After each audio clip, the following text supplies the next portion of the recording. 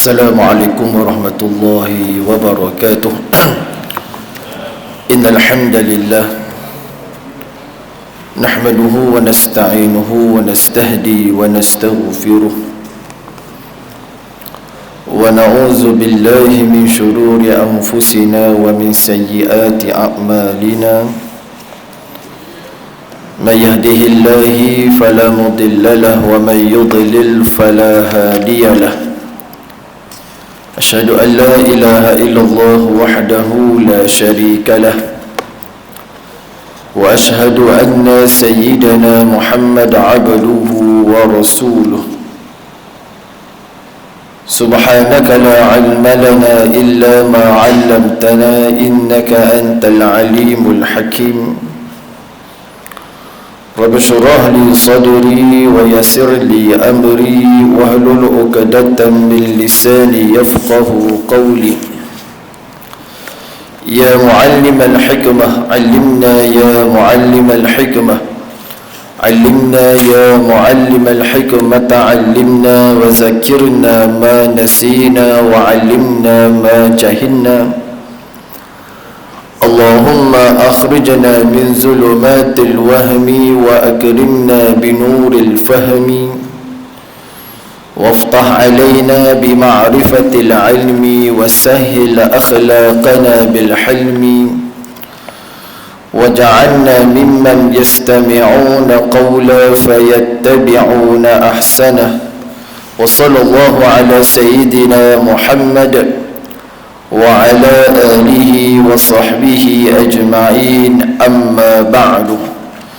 Jadi insya-Allah pada malam ini kita sambung kembali pengajian kitab kita Matan Aqidah Al-Mursyidah. Kita sampai kepada muka surat yang ke-8. Muka surat yang ke-8 iaitu qala musannif rahimahullahu taala wa nafa'ana bi barakati ulumihi fid darain amin. Baik.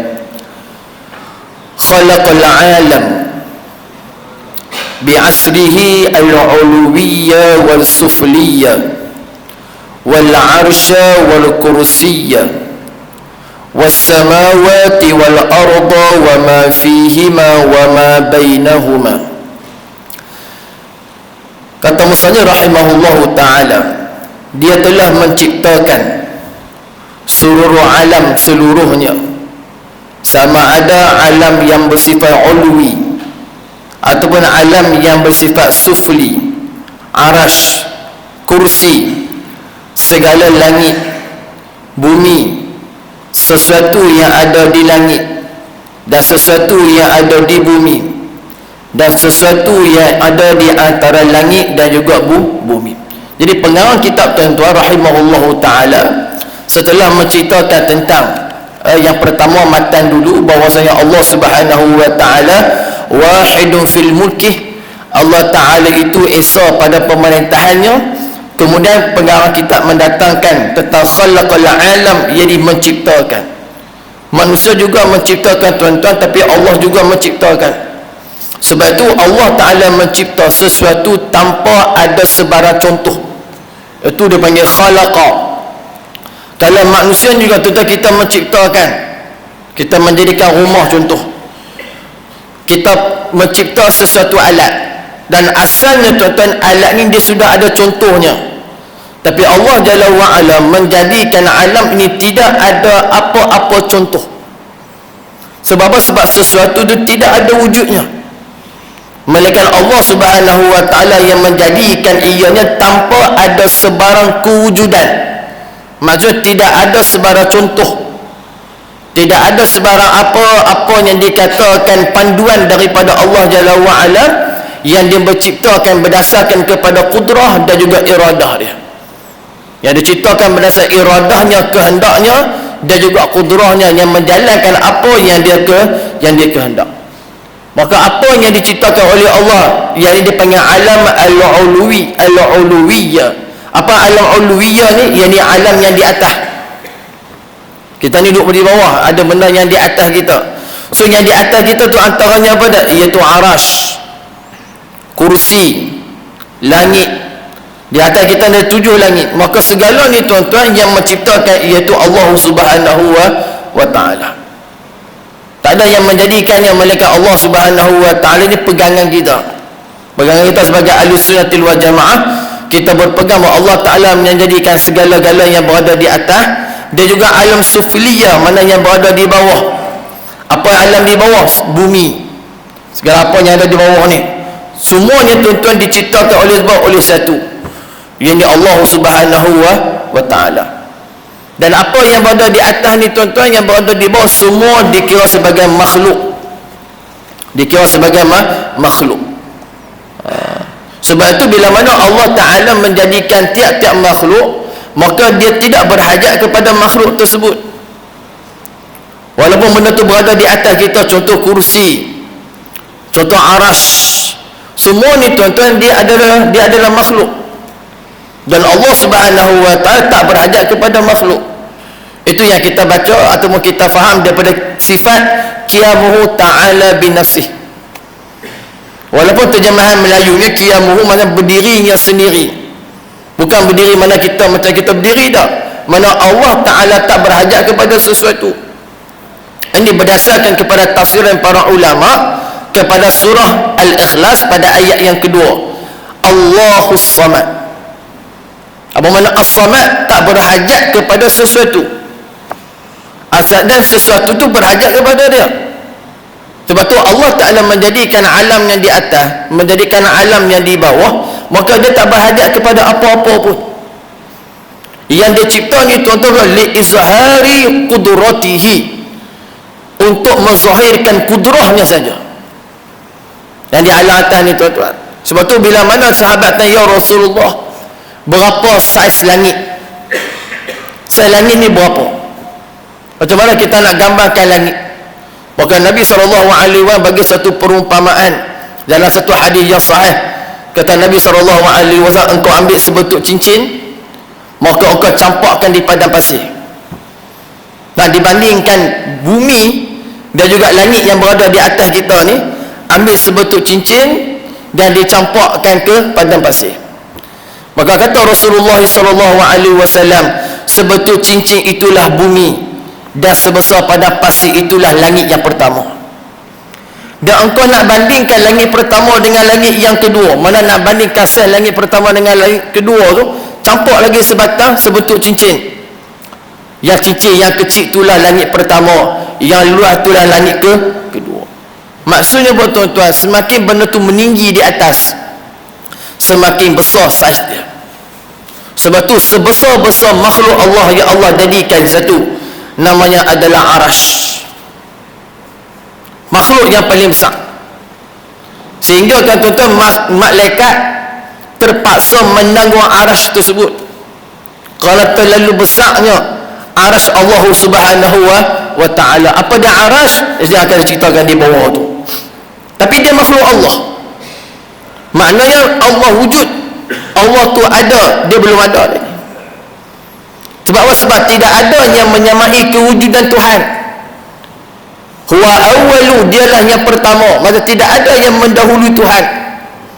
Tak ada yang mendahului Tuhan. Kalau kita kata ada yang mendahului Tuhan, maknanya Tuhan tu pun ada yang mendahului dia. Macam kita kata anak, bila mana ada anak mesti ada pak. Bila mana ada pak mesti ada tuan tu. Mesti ada pak dia. Pak ni mesti ada pak dia. Pak ni mesti ada pak dia. Itu dipanggil betul-betul, dipanggil mendahului. Yang kita baca huwa awwalu, dialah yang awal. Maksudnya tidak ada yang mendahului sebelum adanya dia. Maksudnya Allah tu wujud, tidak ada yang wujud sebelum Allah Jalla wa Ala. Malah dialah yang awal, yang pertama. Itu arash. Begitu juga kursi dan sebagainya. Ini pegangan kita tuan-tuan, bahawa setiap apa yang berada di atas semua dikira sebagai makhluk. Dan Allah Jalla wa Ala tidak berhajat sesuatu pun kepada makhluknya. Itu Allah Subhanahu wa ta'ala. Baik. Kemudian kata Syekh kita rahimahullah, arash. Apa dia arash? Kalau kita tengok nota kaki nombor 8 tu, tidak boleh ditentukan bagaimana bentuk dan rupanya. Al-Imam Al-Asfahani di dalam kitab Mufradat Al-Fazul Quran mengatakan arash adalah suatu makhluk Allah yang tidak diketahui bentuknya, hakikatnya, serahlah pada Allah Jalla wa'ala. Maka sebagai hamba perlu terima bahawa wujudnya arash tiada dalil yang jelas tentang bentuknya. Allah sebut Quran, Ar-Rahmanu ala arsyistawa. Sebut Ar-Rahmanu ala arsyistawa. Allah Ta'ala itu istiwa di atas arash. Soalan itu tersebut dalam Quran. Sebab tu tak boleh menafikan arash Allah, tak boleh menafikan istiwa arash, dan tak boleh menafikan istiwa Allah. Tak boleh, sebab dia termaktub dalam Quran. Cuma apa dia arash? Arash ni dia makhluk. Dia makhluk yang dijadikan oleh Allah Subhanahu wa ta'ala. Makhluk yang besar. Ada yang kalangan ulama mengatakan arash itu iaitu sarir. Sarir ni kalau terjemahan dia katil, dia macam singgah sana. Arash makhluk yang besar, mempunyai 4 tiang. Dalam riwayat Imam Hakim dalam Mustadrak al-Sahihain, setiap daripada tiang yang 4 tu termaktub nama Allah dengan nama siapa? Nama Nabi Muhammad sallallahu alaihi wasallam. Tiang arash. Jadi bila mana nak berlaku kiamat nanti, arash ni dia akan bergerak. Maka bila bergerak arash ni, Allah jadikan satu lagi malaikat. Mana ada 4 tiang, satu tiang dijaga oleh 2 orang malaikat. Dan dalam hadis riwayat Imam Ahmad bin Hanbal, Nabi SAW bertanya kepada Jibril, wahai Jibril, adakah engkau malaikat yang paling besar? Kata Nabi, tak. Malaikat yang paling besar adalah yang menanggung arash Allah. Malaikat yang paling besar. Sebab makhluk, dia makhluk yang paling besar arash Allah. Dan nak memegangnya tu juga memerlukan kepada apa dia? Kepada mereka yang kuat. Betul, Allah Ta'ala menjadikan apa dia? Allah Ta'ala menjadikan arash itu ada malaikat yang menanggung dia. Itu makhluk yang besar. Dia ibarat kata para ulama, ia merupakan bumbung syurga Allah Subhanahu wa ta'ala. Ibarat macam bumbung. Sebab tu dalam hadis Sahih Bukhari menyebutkan ada 7 golongan yang akan dinaungi oleh arash Allah di akhirat nanti. Yang kata Nabi SAW, tidak ada lagi lindungan melainkan lindungan Allah Jalla wa'ala daripada arashnya. 7 golongan. Tapi saya nak sebut kat sini tu adalah makhluk. Betul Allah kata musalli pada khalaqa, dia yang menjadikan al-alam, dia menjadikan alam tu masuk pada arash Allah Subhanahu wa ta'ala. Itu yang pertama. Kemudian dia menjadikan satu namanya al-kursi, kursiyun, yang kita baca wasi'a kursiyuhus samawati wal ard. Kursi juga adalah satu makhluk Allah yang Allah Ta'ala ciptakan, yang dia ni adalah berjisim yang besar, yang berada di alam yang atas. Macam mana bentuknya wallahu a'lam. Walaupun ada satu riwayat yang mengatakan kursi adalah tempat meletak tapak kaki Tuhan. Riwayat itu tuan maudhu'. Dan sebahagian daripada golongan-golongan mujassimah menjadikan dalil tersebut sebagai dalil nama isbatkan kursi itu adalah tempat Allah meletakkan kakinya. Dulu tuan-tuan ada satu terjemahan Quran yang diedarkan kepada jemaah haji, yang diterjemahkan, yang bila mana membahas tentang wasi'al kursiyuhus samawati wal ard. Diterjemahkan kursi tu dekat nota kaki bawah tu, iaitu tempat letaknya tapak kaki Tuhan. Dan alhamdulillah Kementerian Dalam Negeri dia tarik balik terjemahan tu. Terjemahan ni salah. Terjemahan ni salah. Salahnya sebab apa tu? Sebab mengisbatkan sesuatu perkara yang bukan milik Tuhan. Kita mengisbatkan anggota kepada Allah Jalla wa'ala. Riwayat tu ada, tapi riwayat tu terlalu maudhu'. Kalau tak maudhu' pun tuan-tuan, dia terlalu dhaif. Kalau tak terlalu dhaif pun tuan-tuan, dia adalah dhaif. Macam mana kita isbat hadis yang dhaif, yang lemah, yang palsu untuk menyifatkan Allah Ta'ala? Tak boleh. Tak dibenarkan. Dalam ilmu tauhid tuan-tuan, tak dibenarkan mengisbatkan sesuatu sifat kepada Allah menggunakan dalil yang tidak sahih. Kalau fiqh tak apa, itu pun ada lagi perbahasan di kalangan para ulama. Tapi bila mana kita kata kursi tempat letak kaki Tuhan, kita menggunakan dalil yang lemah, maka kita telah melanggar kesepakatan para ulama yang mengatakan tak boleh menggunakan hadis yang lemah untuk mengisbatkan sifat Tuhan. Sebab tu sifat Allah Ta'ala, tuan-tuan, dia adalah sifat yang tauqifi. Mana mesti daripada Quran, daripada hadis. Hadis pula mesti hadis yang sahih. Tak boleh hadis yang lemah, hadis yang dhaif, ataupun hadis yang palsu, tak boleh. Tu kursi. Dia ada makhluk Allah yang berjisim. Jisim macam ni. Malah dia boleh disentuh, dia boleh dilihat, dia boleh dirasai. Tu jisim yang terbentuk daripada beberapa jauhar. Jisim dia panggil. Yang berada mana? Yang berada di alam atas. Tu. Ni semuanya makhluk yang Allah jadi. Betul kata Syekh kita, khalaqa. Dia yang menciptakan alam yang di atas, alam yang di bawah, aras dan juga kursi. Kemudian kata Syekh kita, was samawati wal ard. Dan Allah Ta'ala juga yang menciptakan segala apa yang di langit dan segala apa yang di bumi. Kata Syekh kita, dan Allah Ta'ala yang menciptakan langit yang 7, dan dia jugalah yang menciptakan bumi. Maka langit-langit ni, tuan-tuan, adalah tempat kediaman siapa? Kediaman para malaikat. Tu langit. Sebab nanti kalau kita mati, kita akan dibawa ke langit. Roh kita akan diangkat ke langit. Untuk apa tu? Untuk dipersembahkan kepada para malaikat. Setiap daripada kita, tuan-tuan, jangan risau. Kita akan naik juga ke atas. Walaupun atas dunia tak naik roket, nak akan naik juga ke atas. Para malaikat akan mempersembahkan setiap roh-roh manusia yang mati kepada siapa? Kepada penduduk langit. Maka kalau yang datang tu daripada roh orang yang soleh, maka penduduk langit akan puji. Tapi kalau yang datang tu roh daripada ahli maksiat, maka penduduk langit akan mencelanya, bawa ke langit. Sebab apa? Sebab langit adalah tempat kediamannya, tempat di mana malaikat mendiam. Dan Allah Ta'ala menjadikan bumi adalah tempat di dalamnya ada manusia. Dan segala apa yang Allah buat ni, langit dan bumi, bulan, bintang, matahari ni, semua di bawah penciptaan Allah Subhanahu wa Ta'ala. Betul Allah Ta'ala sebut dalam surah Furqan, wa khalaqa kulla syai'in. Dan Allah Ta'ala lah menciptakan segala sesuatu. Ulama membahas kalimah syai'.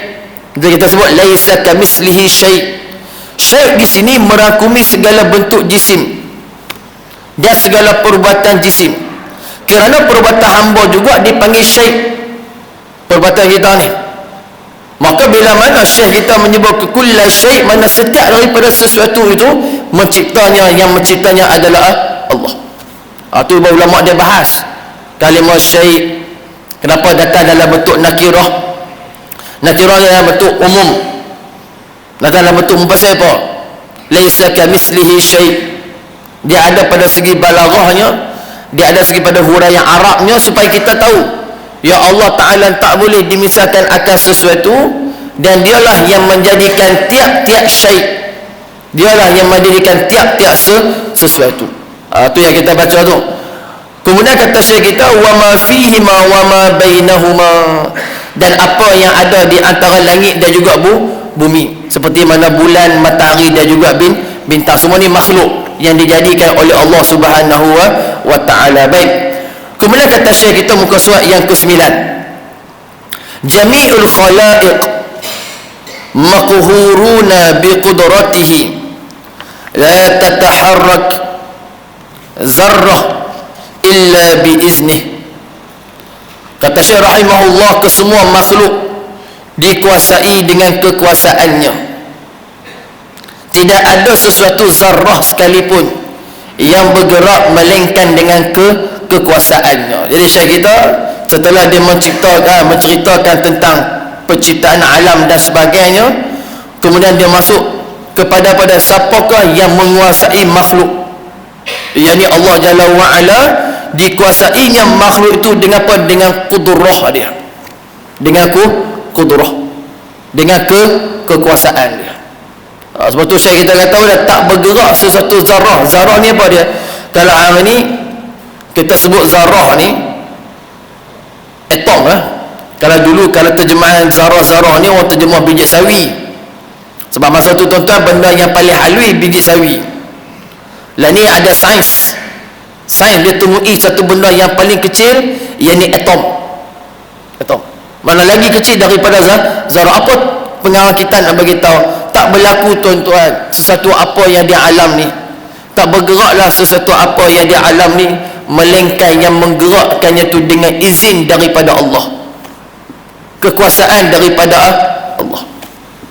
Tak berlaku kereta yang berlanggar, tak berlaku semut yang berjalan, tak berlaku yang kita lihat, tak berlakunya daun yang gugur di hutan, di bukit dan sebagainya, melainkan yang menjadikan tu adalah Allah Jalla wa'ala.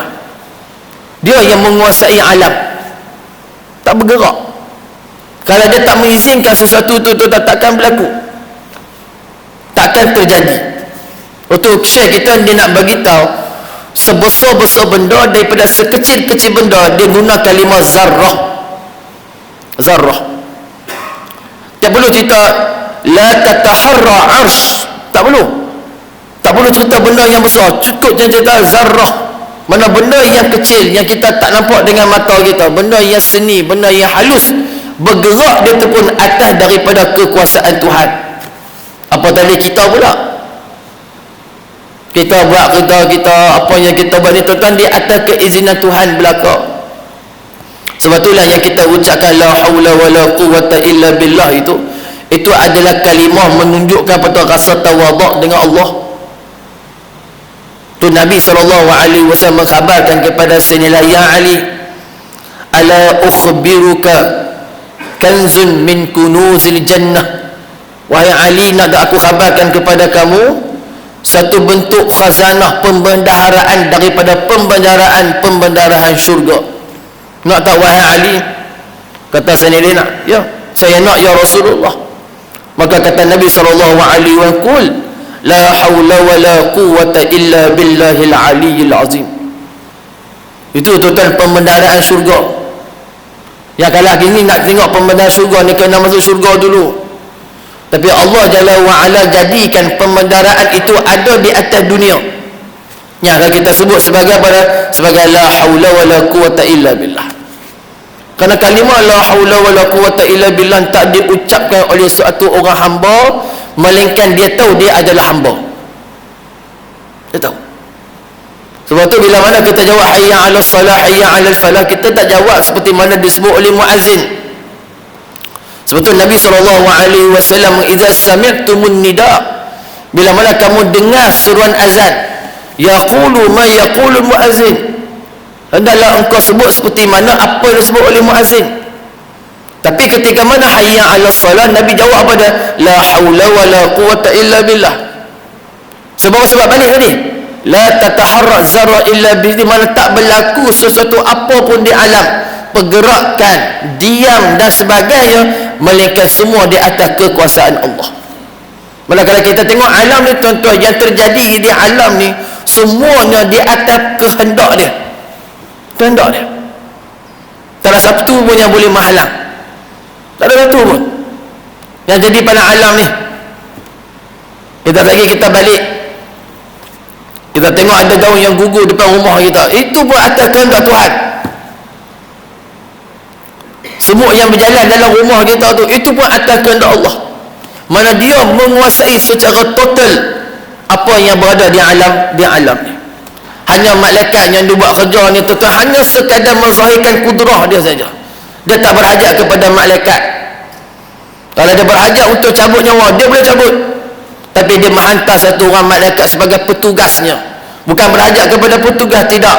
Tapi nak zahirkan tentang keagungan kekuasaan. Itu Allah Subhanahu wa ta'ala.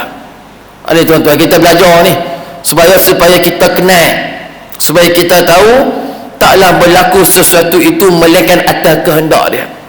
La tataharra zarrah illa bi'izni. Betul kata Syekh kita, kalau letak kaki nombor 11 tu, tidak bergeraknya sesuatu atom ataupun zarah tadi, melainkan dengan izin Allah. apatah lagi perkara yang besar. Setiap jisim yang besar adalah berasal daripada satu atom yang bercantum dengan atom-atom yang lain. Maka yang bercantum-cantum ini dikenali sebagai jisim yang murakkab. Murakkab mana apa? Jisim yang tersusun-tersusun. Jika sesuatu zarah ataupun atom itu tidak bergerak melainkan dengan kekuasaan Allah, maka sudah tentu jisim yang lebih besar juga tidak akan bergerak melainkan dengan kekuasaan Allah.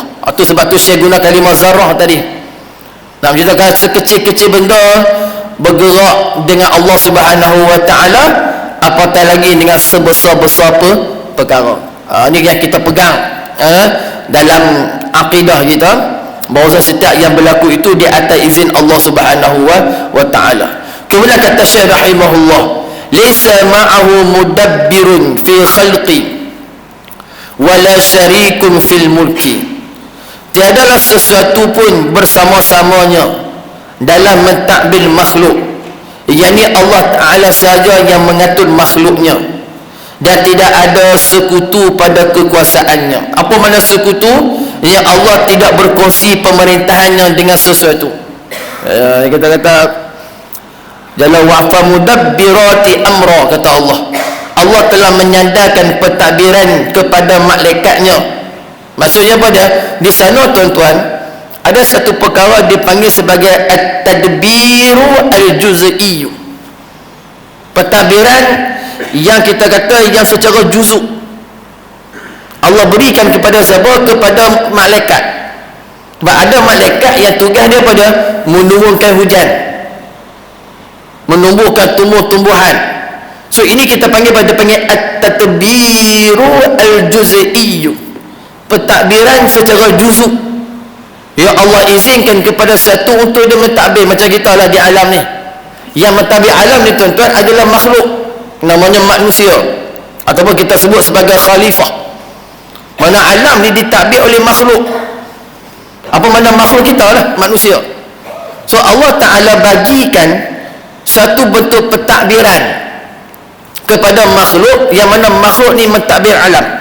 Dia panggil at-tadbir al-juz'i, tadbir yang sejuzuk, tadbir yang separuh. Seperti mana kata Allah Jalla wa'ala, fal-mudabbirati amra.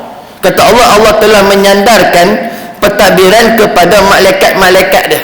Ada malaikat yang jaga ni, ada malaikat macam kita di alam ni, kita lah jaga, namanya khalifah.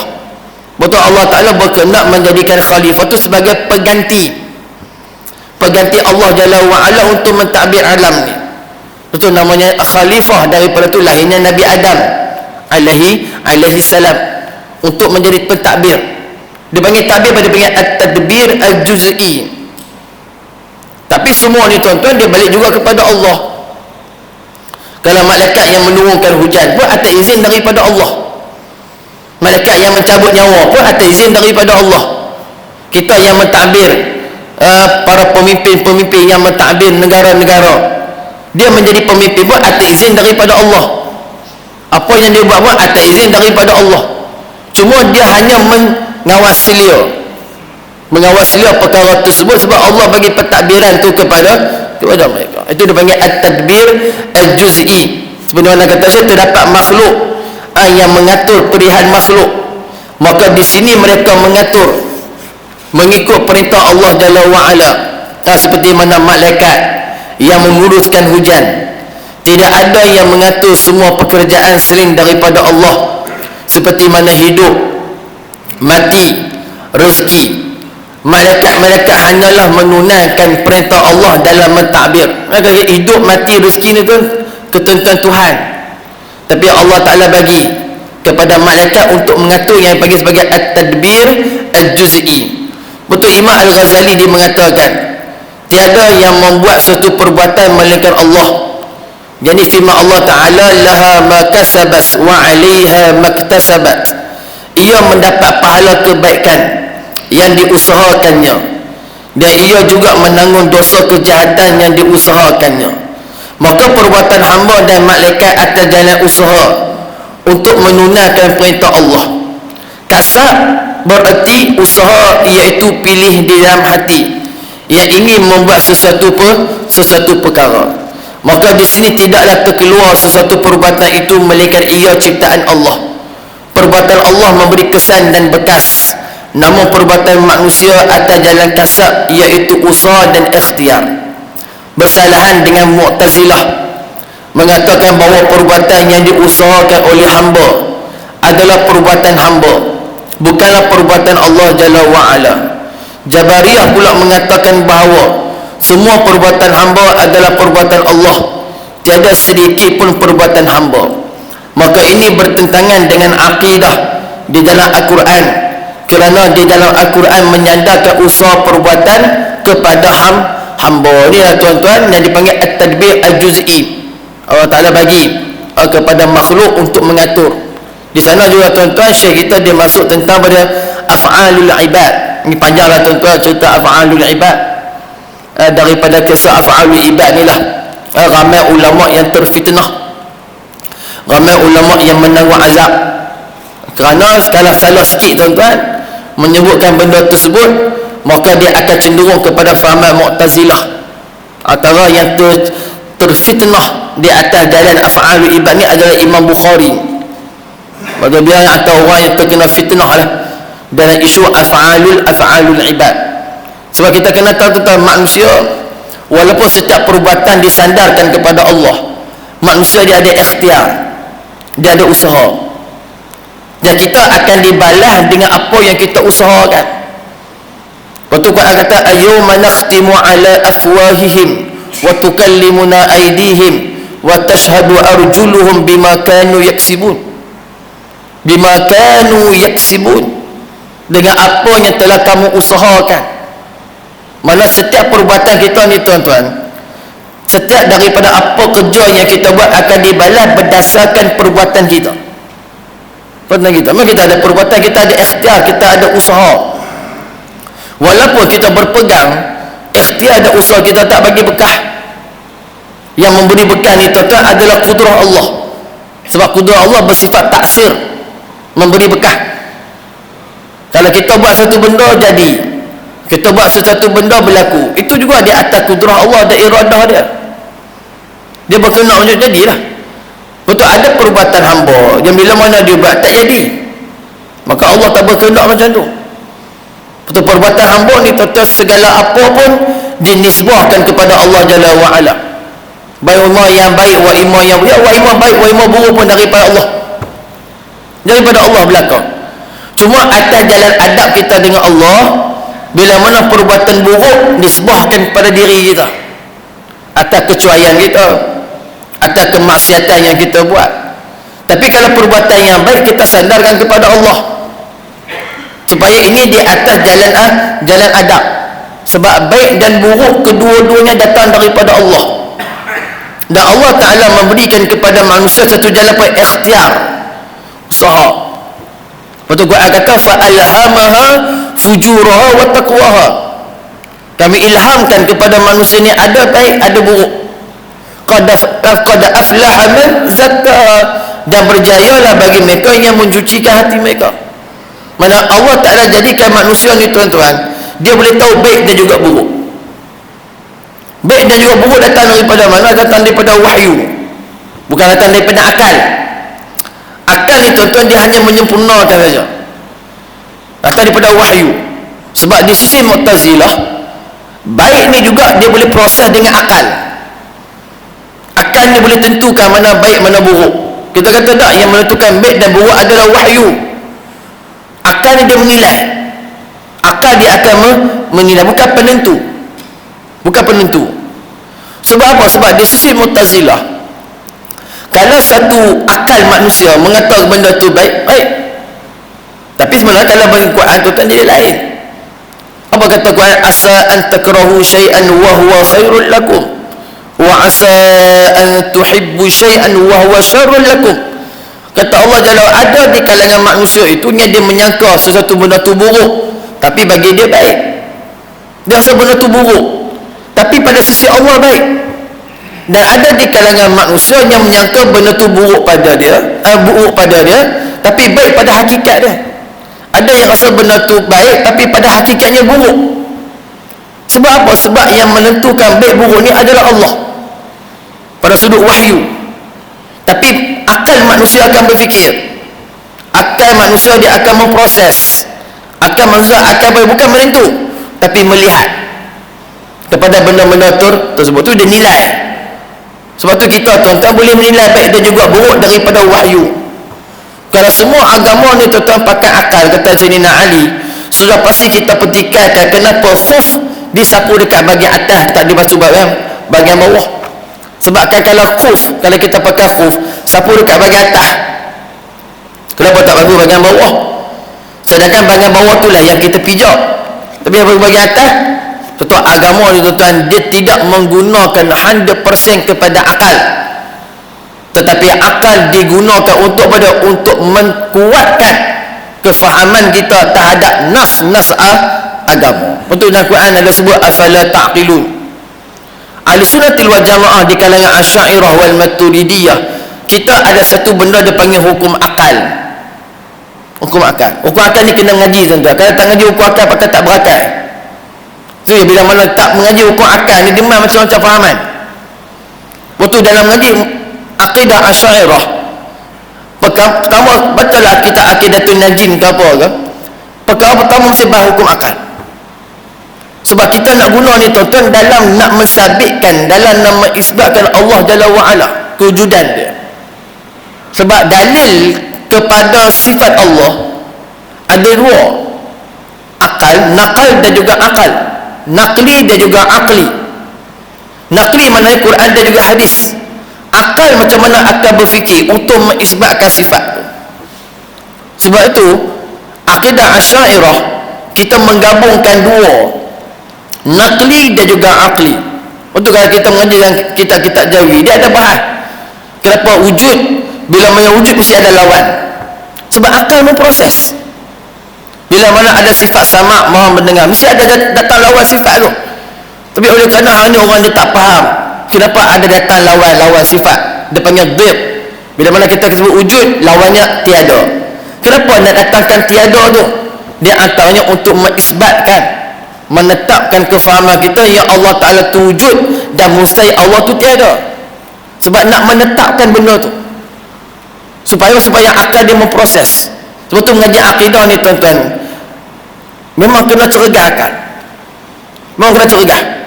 Akal ni dia kena main dulu. Supaya akal kita ni berfungsi dengan baik. Sebab ada perbahasan tauhid yang kita terpaksa memantapkan akal untuk memahami dia. Itu metod para ulama letak. Sebab apa tuan-tuan? Terjadinya macam ni.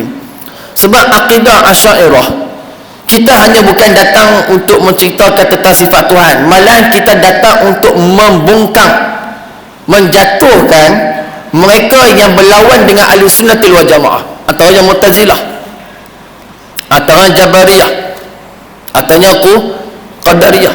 Kalau hanya itu tuan, liberal, sekular, etis. Kalau kita tuan-tuan, orang kita jumpa golongan-golongan macam ni, contoh golongan etis, kita nak mengisbatkan Allah dengan dalil Quran, mereka tolak. Nak isbatkan Allah Ta'ala tu wujud dengan dalil daripada Quran, dia tolak. Jadi memerlukan apa tuan-tuan? Dalil akli. Dalil akli. Betul kalau tuan-tuan tengok satu video di United Kingdom ni, dia ada satu tempat, speech, tempat untuk berucap lah. Berucap apa kita nak cakap lah dekat kawasan tu, orang tak tangkap kita. Nak bantai siapa ke, nak kutuk siapa, kutuk lah, tak apa. Dekat kawasan dekat UK tu. So ada pendakwa-pendakwa kita yang diorang pun bagi speech dekat situ, tapi cerita tentang Islam. Saya dah tengok satu video tuan-tuan, perdebatan antara pendakwa ni dengan golongan etis yang tak percaya pada Tuhan. Tapi macam mana kita nak fight, kita nak nyatakan satu hujah di hadapan orang yang langsung tak pakai Quran, langsung tak pakai hadis, nak isbatkan Allah tu wujud. Maka di situlah tuan-tuan ni menggunakan dalil akal dalam mengisbatkan sesuatu perkara. Betul Imam Abu Hanifah masyhur dalam kitab-kitab tauhid, dia sebut dia berdebat dengan satu orang Dahri. Dahri ni satu orang yang tak percaya Tuhan lah, dia panggil golongan etis. Bila mana Syekh kepada Imam Abu Hanifah mimpi, Satu hari dia mimpi ada satu ekor khinzir langgak habis kebun semua habis, tanaman orang semua dia langgak. Cuma dia pergi kat satu pokok tu, dia tak boleh nak langgak, kata Syekh. Kemudian dalam mimpi tu dia nampak datang satu ekor harimau makan khinzir tu. So jadi macam ni tuan-tuan, Syekh ni dia nak takwilkan mimpi tu pelik sangat. Satu ekor babi khinzir langgar semua tanam-tanaman, kebun-kebun dan sebagainya. Dekat satu pokok dia tidak langgak. Satu, tiba-tiba datang seekor harimau terkam khinzir tu. So tengah mengajar ni tuan-tuan, Syekh tu dia mengajar dalam keadaan tak apa nak syok, sebab duk terfikir malam tu mimpi tu. Akhirnya apa tuan-tuan? Akhirnya Imam Abu Hanifah pun tanya, wahai Syekh, tengok macam tak apa nak baik hari ni, pasal apa? Maka Syekh ni pun cerita dalam mimpi tu kepada Imam Abu Hanifah. Yang apa yang takwilkan Imam Abu Hanifah ketika tu tuan-tuan, Dahri ni etis ni dia dah serang para ulama, dan banyak soalan yang diberikan kepada ulama pada zaman tersebut tak boleh nak jawab sebab dia menggunakan logik akal. Akhirnya kata Imam Abu Hanifah, ya Syekh, sesungguhnya khinzir itu adalah satu orang Dahri yang hari ni sedang masuk ke perkampungan untuk merosakkan akidah umat Islam. Dan yang Syekh nampak babi yang langgak tanam-tanaman tu adalah ulama-ulama yang telah dikalahkan oleh Dahri. Dan batang pokok yang khinzir tu tak dapat nak langgak itu adalah Syekh, dan harimau tu adalah saya. Saya lah yang akan berhujah. Sebab apa? Dalam kawasan tersebut Dahri tak jumpa Syekh tu seorang je lagi, jadi semua kalah dah. Akhirnya datang harimau makan khinzir tu. Yang kata Imam Abu Hanifah, harimau tu adalah aku. Maka berlakulah perdebatan yang begitu panjang antara Imam Abu Hanifah. Di antaranya cara Imam Abu Hanifah, dia main lambat. Bila mana dia main lambat ni tuan-tuan, jadi Dahri ni kritik lah, apalah ulama tak jaga masa ni. Kemudian Imam Abu Hanifah pun muncul. Bila mana muncul, kata, Dahri kenapa kau lambat? Dia kata, aku ada masalah ketika dalam perjalanan. Aku nak melintas sebatang sungai, aku tidak ada sampan, aku tidak ada kapal. Aku termenung dekat sebatang sungai tersebut. Tiba-tiba ada satu pokok jatuh dengan sendirinya. Kemudian terpotong pokok tu dengan sendirinya, dan dia membentuk dirinya menjadi jambatan. Tu bila mana Dahri ni dengar, dia kata ni mustahil. Mana mungkin sesuatu yang terjadi tidak ada yang menjadikan dia. Manakala ada jambatan, mesti ada orang yang buat. Pokok yang tumbang, mesti ada yang memotong. Kata Imam Abu Hanifah, itulah jawapan aku kepada engkau. Ya, bila mana engkau mengatakan tidak ada Tuhan yang mendirikan alam yang begitu kompleks macam ni, engkau menafikan Tuhan, tapi Tuhanlah yang menjadikan alam ni. Maka di situ saya tetap dah membuka pemikiran orang etis tadi, bahawa tiap-tiap yang berlaku ni tuan-tuan, dia ada yang menjadikan dia. Sebab tu dalam debat tersebut cerita tentang DNA. Badan kita ada DNA kan? Mana datang DNA ni? Mana datang? Tu itu jawab apa dia? Dia datang daripada yang berkuasa. So, apa yang berkuasa? God. Akhirnya dia cakap, dia kata God. Itu? Kenapa kau nak menafikan kewujudan Allah Ta'ala, kewujudan Tuhan yang menjadikan alam, tapi engkau tak boleh nak menafikan DNA engkau? Tu ujar akal.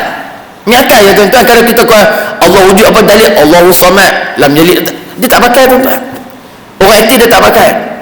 Sebab apa dia orang tak pakai? Sebab dia orang tak beriman langsung dengan benda tu. Sebab tu dalam dalil, dalam akidah Asy'ariyah, kita menggabungkan dalil naqli, Quran dan juga hadis. Sebab tu orang Asy'ariyah ni tuan-tuan, dia tak pernah buang Quran, tak pernah buang hadis. Tuan-tuan bukalah kitab-kitab akidah kita, tuan-tuan, semua syarat dengan dalil. Wa imma Quran, wa imma hadis, wa imma ijma'. Cumanya kita guna satu lagi pendekatan. Apa dia? Akal. Sebab tu dalam ilmu ni juga tuan-tuan, termasuk dalam ilmu mantik.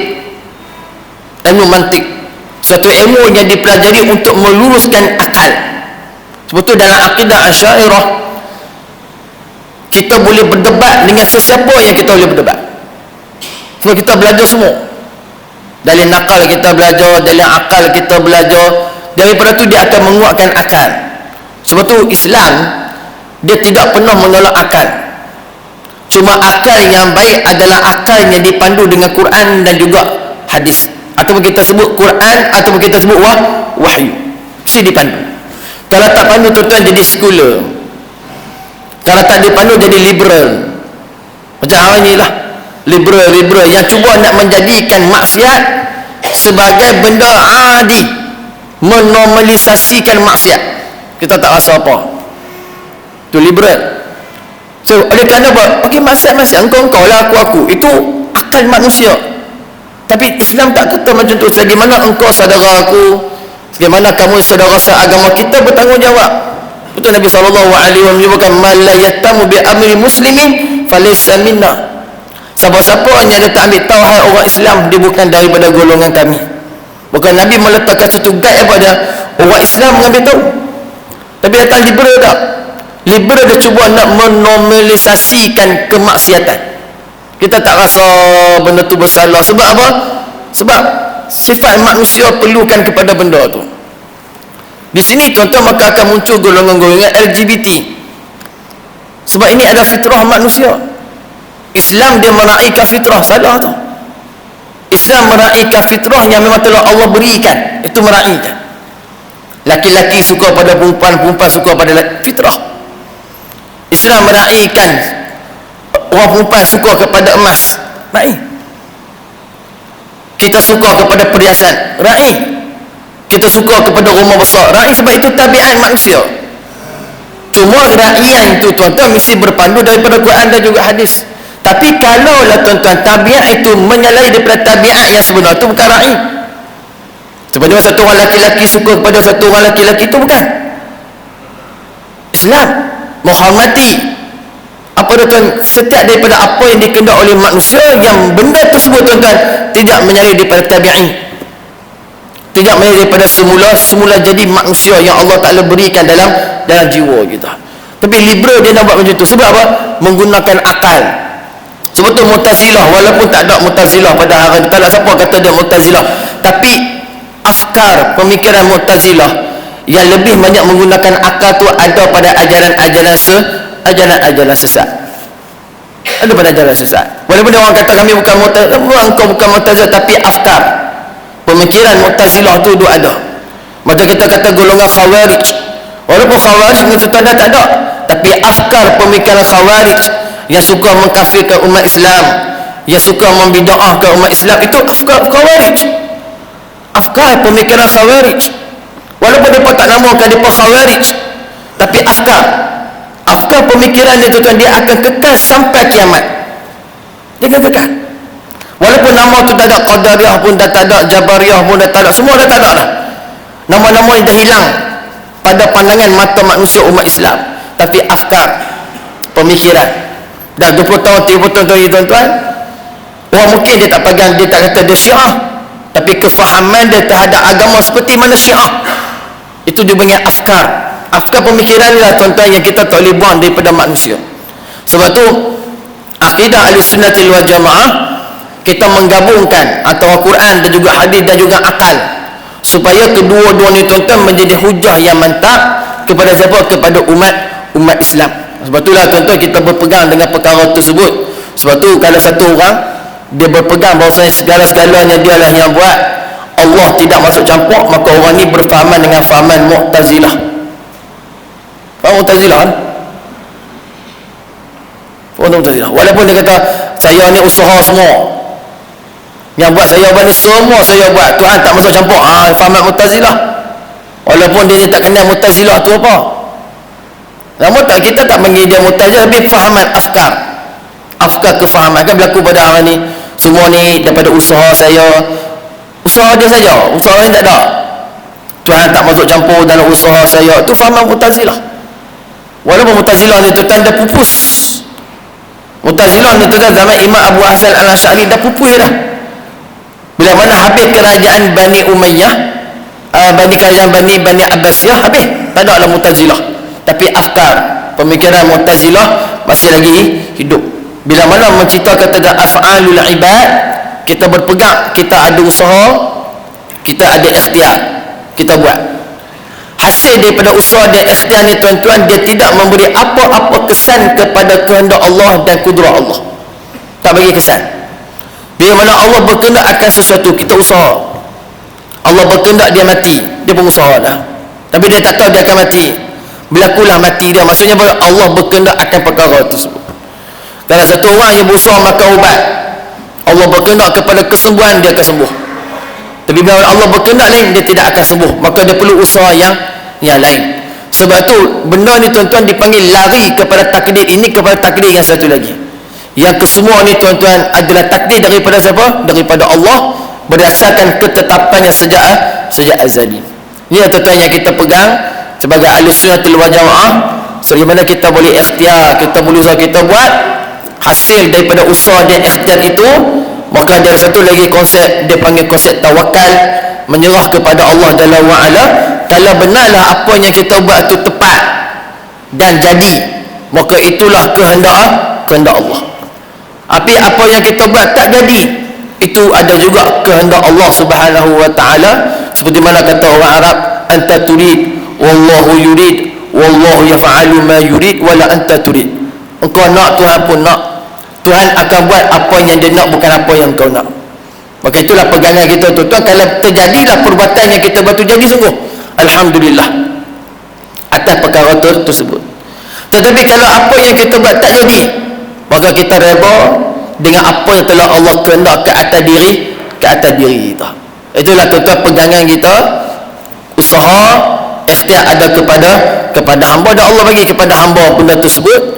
Cuma yang betul kita berpegang perkara itu tidak langsung memberi bekas kesan kepada apa yang Allah kehendak ke atas diri kita.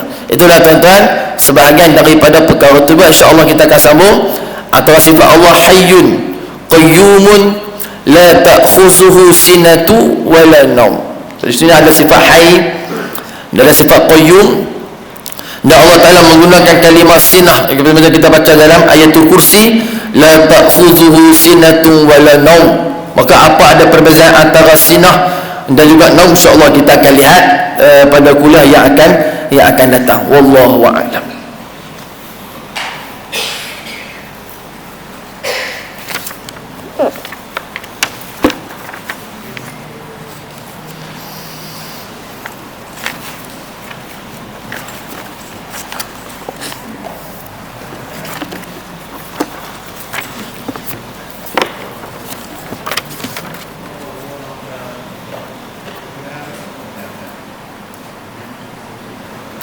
A'udzubillahi minasyaitonir rajim. Bismillahirrahmanirrahim.